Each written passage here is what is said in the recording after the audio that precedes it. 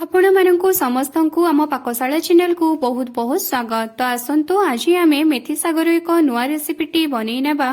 मेथी साग प्रायतः कषा लगी थाए किंतु आज मु मेथी साग को पूरा घरोई स्टाइल रे एथिरे रांधिकी शेयर करिछि।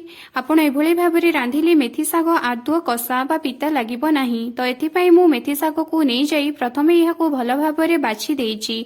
एहा को मु कोनोसी छुरी किंबा चक्कुरे काटी नाही। एहार चेरा अंश तक को मु हातरे छिंडे अलगा करी देला परे यार कळिया अंश और पत्र सब को छोट छोट खंड करी छिंडेई नेछि। एबे एहा को पानी रे मु भल भाबरे धोई देई एहा को गोटे पात्र रे नै जाउछि।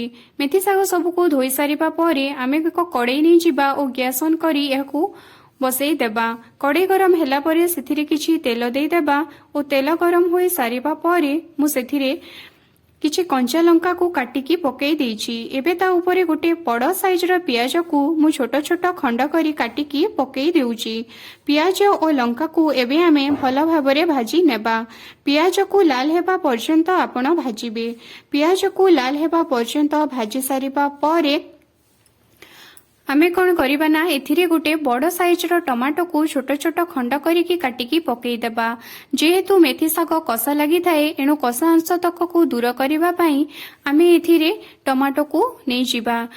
मेथी साग को देखि आपण एथिरे टमाटो को पकेइबे और टिके अधिका टमाटो आपण एथिरे पकेइबे जहा द्वारा कि मेथी साग आदौ कषा लागिबो नाही। एबे टमाटो ऊपरे आमे आवश्यक अनुसार लुण देई देबा। साग को देखिकी आपण एथिरे लुण देबे। अत्यधिक लुण मध्य देबे नाही नहेले परे साग तरळे जिबा परे सागटी लुणिया लुणिया लागि पारे। साग और टमाटो को देखि आपण लुण देबे। लुण दे सारिबा परे टमाटो तरळे जिबो। एबे ता ऊपरे किछि कटा बैगण को पकेई देबा।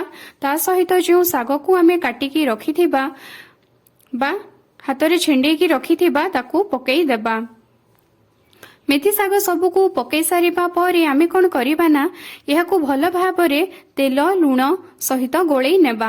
मेथी साग को पकई भल भाबरे गोळेई सारिबा परे आपण एहा को ढांकंतु नाही अर्थात कड़ाई ऊपरे आपण कोनोसी घोड़णी देई दियंतु नाही। एहा को एभली भाबरे आपण खोला रखिकी छाडी दियंतु और 5 मिनिट बा 2 मिनिट 3 मिनिट मध्यरे थरे थरे आपण एहा को एभली भाबरे ऊपर तळ करिकी गोलांतु बा एपट सेपट करी दियंतु। देखिबे प्रायतः किछि समय परे मेथी साग तार पानी अंश तक सब को छाड़ी देबो। देखंतु केमिति पानी अंश तक सब बाहरी जाउची।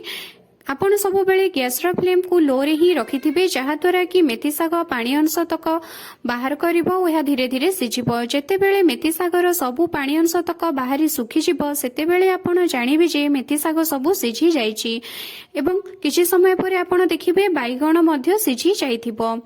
एही भली भाबरे आपण थरे घरे ट्राई करी देखंतु देखिबे मेथी साग आदौ पिता लागिबो नाही। एबे आमी एहाकू गोटिए प्लेट को काढी आनिबा और सर्व करिबा।